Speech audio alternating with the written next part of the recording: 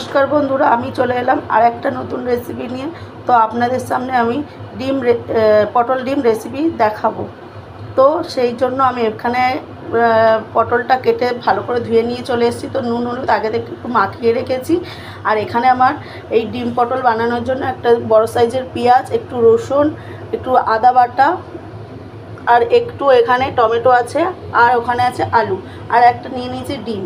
তো এখানে আমি আগে থেকে একটা প্যান বসিয়ে রেখেছি। তো তার মধ্যে কিছুটা তেল দিয়ে দেব।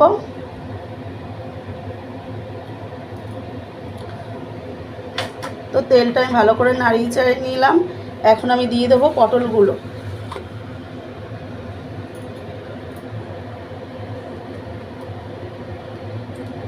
পটলগুলো আমি লাল লাল করে একটু ভেজে নেব। এতগুলো পটল আমি দুবার ধরে যাতে ভালো করে ভাজাটা হয়।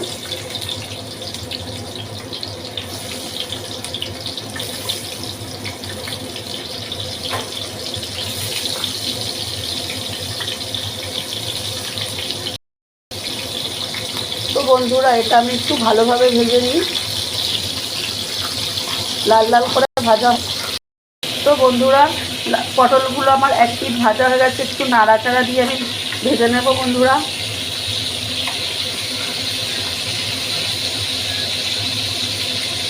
তো পটলগুলো আমি ভালোভাবে উল্টিয়ে পাল্টিয়ে লাল লাল করে ভেজে নিচ্ছি বন্ধুরা।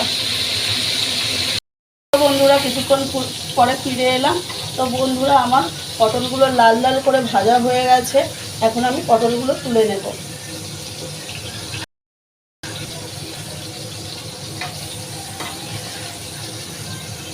তো বন্ধুরা, এই তেলের মধ্যে আমি একে একে আলুগুলো ভেজে নেব।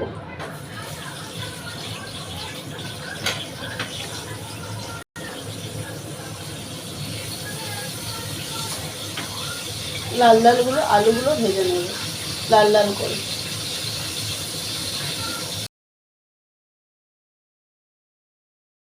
তো বন্ধুরা, আমি আর একটা কড়াই বসিয়ে দিয়েছি, পরিষ্কার কড়াই। তো দিয়ে দেবো একটু তেল।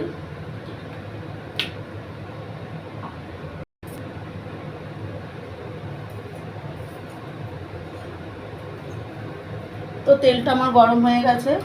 আমি আগে থেকে এই ডিমটা এখানে দিয়ে দিলাম। তো ডিমটা আমার আগে ভেজে নিতে হবে।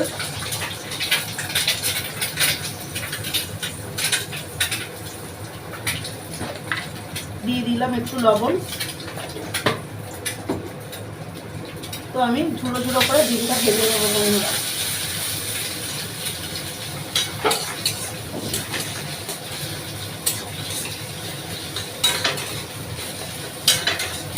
ডিমটা আমি ভালো করে নেড়ে চেড়ে লাল লাল করে ভেজে নেবো বন্ধুরা। তো বন্ধুরা, ডিমগুলো আমার ভালোভাবে ভাজা হয়ে গেছে লাল লাল করে। এখন আমি ডিমগুলো তুলে নেব।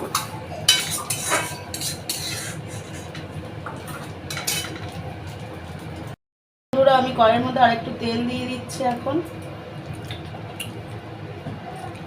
একে একে আমি দিয়ে দেবো এখানে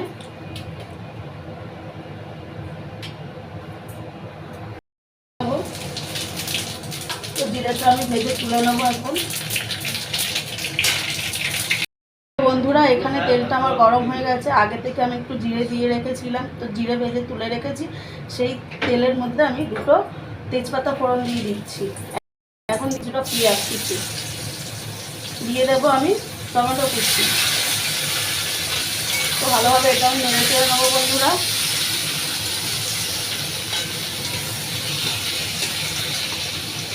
দিয়ে দেবো এর মধ্যে একটু লবণ, টমেটোটা সিদ্ধ হওয়ার জন্য। তো বন্ধুরা, ভালোভাবে আমি এটা নেড়ে চেড়ে ভেজে নেব, ভালো করে লাল লাল করে ভেজে নেব বন্ধুরা। পেঁয়াজ আর আমার টমেটোটা ভালোভাবে ভাজা হয়ে গেছে। এখন আমি দিয়ে দেবো আদা বাটা, রসুন বাটা, ভালোভাবে নেড়ে চেড়ে ভেজে নেব। তো দিয়ে দেবো আর একটু আমি তেল।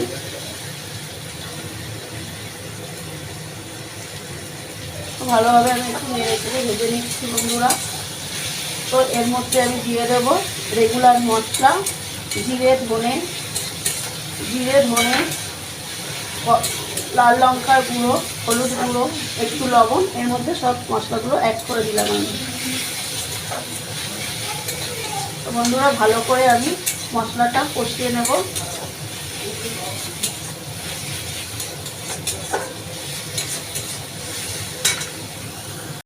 বন্ধুরা মশলাটা আমার ভালোভাবে ভাজা হয়ে গেছে। একটুখানি আমি একটু জল দিয়ে নাড়িয়ে চাড়িয়ে দেবো বন্ধুরা, যাতে না মশলাটা পুড়ে যায়। বন্ধুরা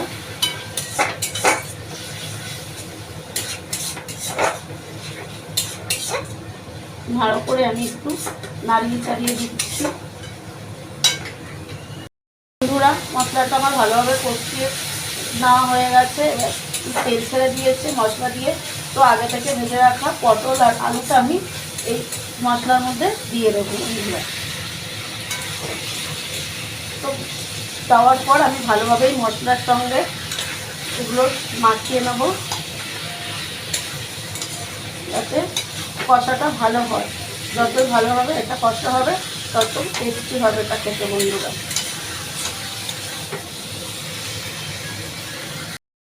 তো বন্ধুরা আমার মশলাটা দিয়ে সব কষানো হয়ে গেছে এটা। তো মশলাটা দিয়ে আমার তেল ছেড়ে গেছে। তো আমি এখন এর মধ্যে পরিমাণ মতো জল দিয়ে দেবো বন্ধুরা।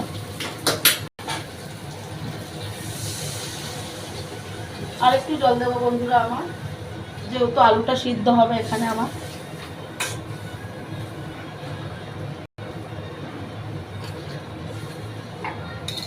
ভালোভাবে আমি একটু নাড়িয়ে চালিয়ে দেবো। তো বন্ধুরা আমরা ফোটা অবধি অপেক্ষা করব।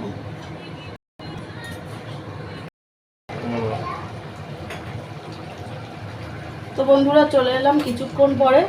তো আমার পটলের ঝোলটা ফুটে গেছে। তো আমি আগে থেকে ডিমটা এর মধ্যে অ্যাড করে দেব। দিয়ে দেবো একটু চিনি টেস্ট ভালোবাসার জন্য বন্ধুরা। দিয়ে দেব একটু গরম মশলা গুঁড়ো, আর দিয়ে দেবো একটু জিরে বাটা, ভেজে রাখা জিরে বাটা। তো ভালো করে আমি এটা নাড়িয়ে দেবো বন্ধুরা তরকারিটা। তো বন্ধুরা দেখতে পাচ্ছেন আমি বেশি এটা ঝোল করিনি। তো যেটা রুটি বা পরোটার সঙ্গে খেতে খুব ভালো লাগবে। তো দেখুন তো বন্ধুরা পটলের তরকারিটা আমার হয়ে গেছে। এখন আমি নামিয়ে নেব পটলের তরকারিটা। পুরো ডিম পটল রেসিপিটা আমার হয়ে গেছে। তো আপনাদের যদি বা ভালো লেগে থাকে লাইক, কমেন্ট এবং সাবস্ক্রাইব করবেন বন্ধুরা।